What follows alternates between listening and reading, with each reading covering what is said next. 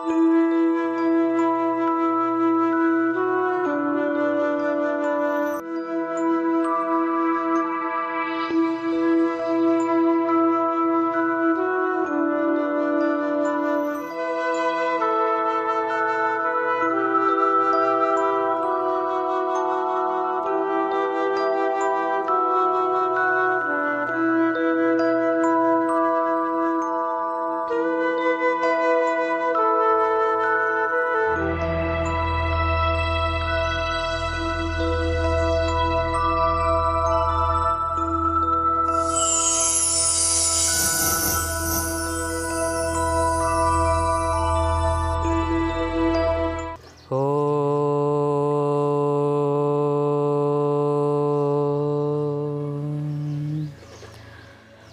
ಬ್ರಹ್ಮ ಗುರು ವಿಷ್ಣು ಗುರುದೇವೋ ಮಹೇಶ್ವರಃ ಗುರು ಸಾಕ್ಷಾತ್ ಪರಬ್ರಹ್ಮ ತಸ್ಮೈ ಶ್ರೀ ಗುರುವೇ ನಮಃ. ಪ್ರಜಾ ಟಿವಿಯ ಎಲ್ಲ ವೀಕ್ಷಕರಿಗೂ ಯೋಗ ವಿಸ್ಮಯ ಕಾರ್ಯಕ್ರಮಕ್ಕೆ ಆತ್ಮೀಯ ಸ್ವಾಗತ. ನಾನು ನಿಮ್ಮ ಯೋಗ ಗುರು ಅನಂತ್. ನಾವು ಇವತ್ತಿನ ಸಂಚಿಕೆಯಲ್ಲಿ ಬೆನ್ಮೇಲೆ ಮಲಗಿ ಮಾಡ್ತಕ್ಕಂಥ ಅಭ್ಯಾಸಗಳ ಮುಂದುವರೆದ ಭಾಗವನ್ನು ಗಮನಿಸೋಣ. ಹಾಗೆ ಯಾವ ಅಭ್ಯಾಸ ಮಾಡೋದ್ರಿಂದ ನಮ್ಮ ಉದರ ಸಂಬಂಧಿ ರೋಗಗಳನ್ನು ಹೇಗೆ ನಿವಾರಣೆ ಮಾಡುತ್ತೆ ಅಂತ ಕೂಡ ತಿಳ್ಕೊಳ್ಳೋಣ. ಹಾಗೆ ಇವತ್ತು 5 ಬಿಳಿ ಪದಾರ್ಥಗಳ ಬಗ್ಗೆ ಮಾತಾಡ್ತೇನೆ. ಅದು ಯಾವುದು ಅಂದರೆ, ಮೊದಲನೇದಾಗಿ ಬಿಳಿ ಅಕ್ಕಿ, ಹಾಗೆ ಗೋಧಿ ಹಿಟ್ಟು ಅಂದರೆ ಗೋಧಿ, ಹಾಗೆ ಮೈದಾ, ಸಕ್ಕರೆ ಮತ್ತು ಹಾಲು. ಈ 5 ಬಿಳಿ ಪದಾರ್ಥಗಳನ್ನು ನಾವು ತಿನ್ನೋದು ಬಿಟ್ಟಿದ್ದೇ ಆದರೆ ನಮ್ಮ ಎಲ್ಲ ಕಾಯಿಲೆಗಳು ಹೇಳದೆ ಕೇಳದೆ ನಮ್ಮಿಂದ ದೂರ ಆಗುತ್ತೆ. ಇವಿಷ್ಟು ಅತ್ಯಂತ ವಿಷಕಾರಿ ಆಹಾರ ಪದ್ಧತಿ ಅಂತ ನಾನು ಹೇಳಲಿಕ್ಕೆ ಬಯಸ್ತೀನಿ.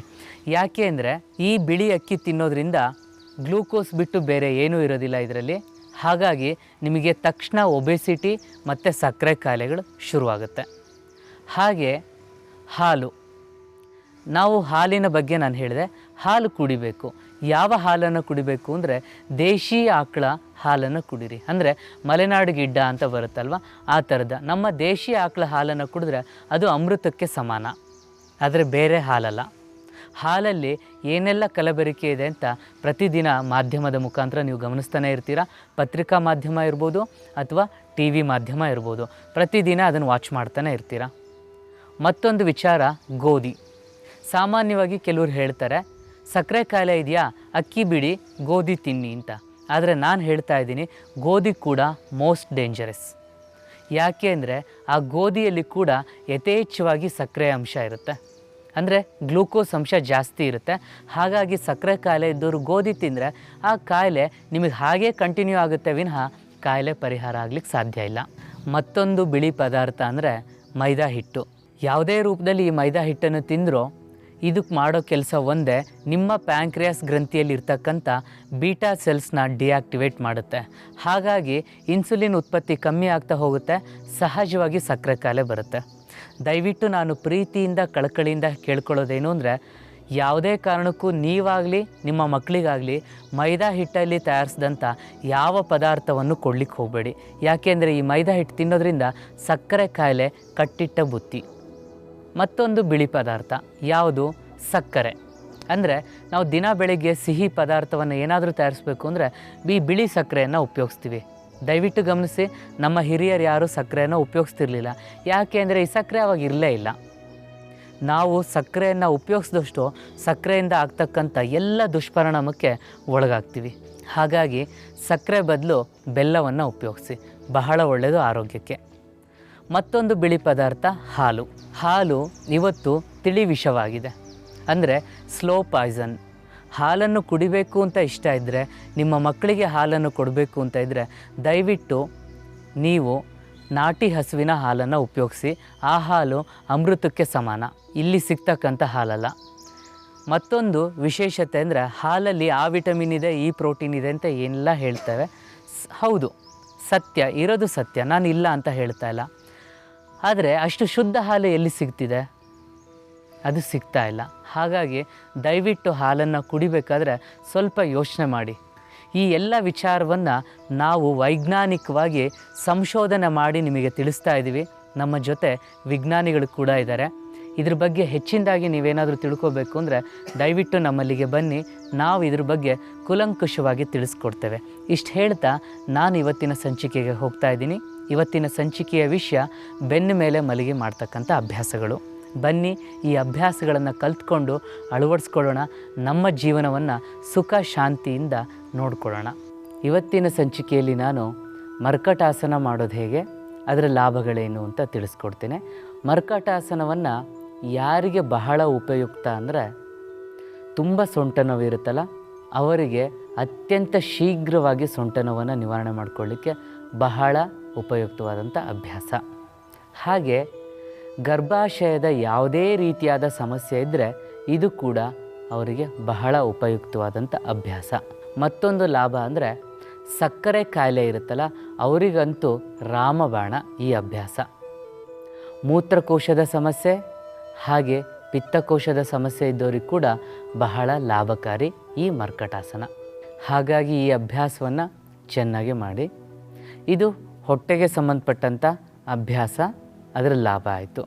ಹಾಗೆ ಬೆನ್ನಿಗೆ ಸಂಬಂಧಪಟ್ಟಂಥ ಅಭ್ಯಾಸ ಕೂಡ ಹೌದು. ಹೇಗೆ ಅಂದರೆ ಯಾವುದೇ ಥರದ ಸೊಂಟ ನೋವಿರಲಿ ಬಹಳ ಲಾಭಕಾರಿ.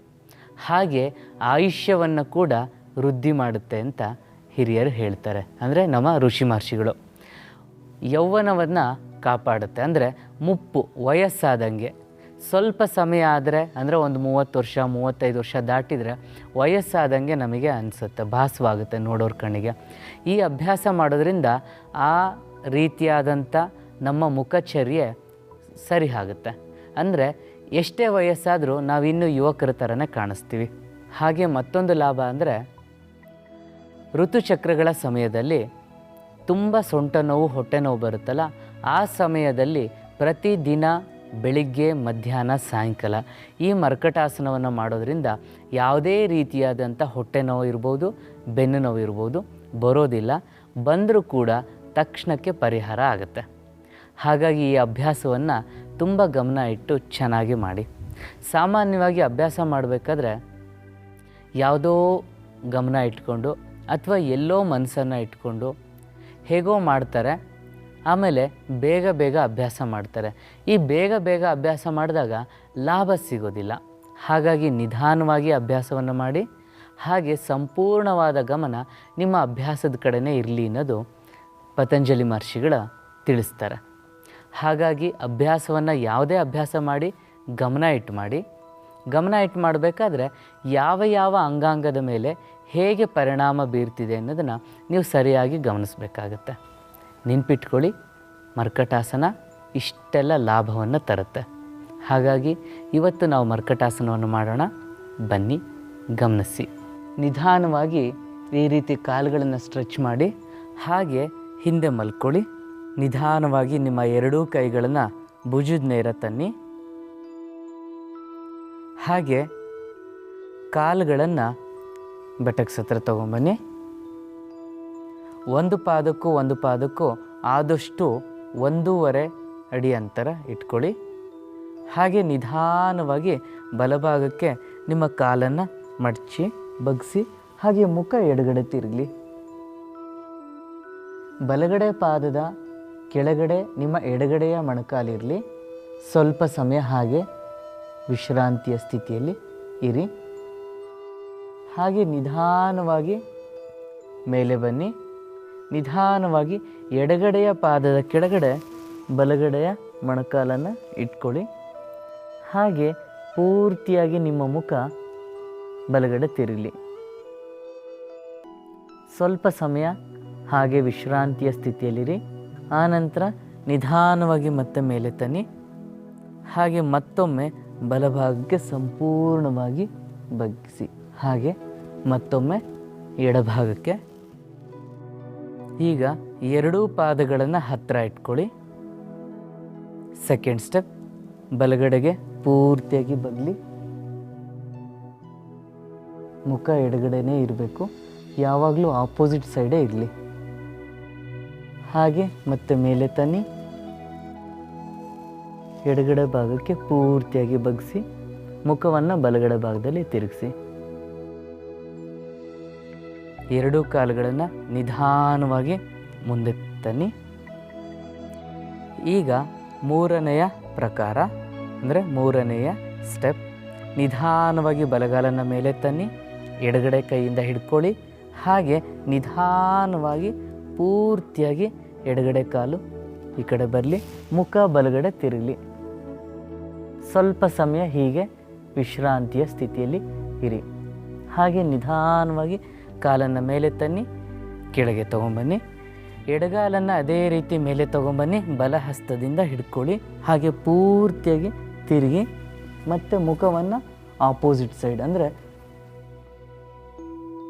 ವಿರುದ್ಧ ದಿಕ್ಕಿಗೆ ನಿಮ್ಮ ಮುಖವನ್ನು ಇಟ್ಕೊಳ್ಳಿ. ಹಾಗೆ ನಿಧಾನವಾಗಿ ಕಾಲನ್ನು ಮೇಲೆ ತನ್ನಿ, ಕೆಳಗೆ ತೊಗೊಂಬನ್ನಿ. ಸ್ವಲ್ಪ ಸಮಯ ಹಾಗೆ ವಿಶ್ರಾಂತಿಯ ಸ್ಥಿತಿಗೆ ಬನ್ನಿ. ಮರ್ಕಟಾಸನ ಮಾಡೋದು ಹೇಗೆ ಅಂತ ನೋಡಿದ್ರಿ. ಈ ಮರ್ಕಟಾಸನ ಬಹಳ ಲಾಭದಾಯಕ, ಹೇಗಿಲ್ಲ ಅಂತ ತಿಳಿಸಿದೆ.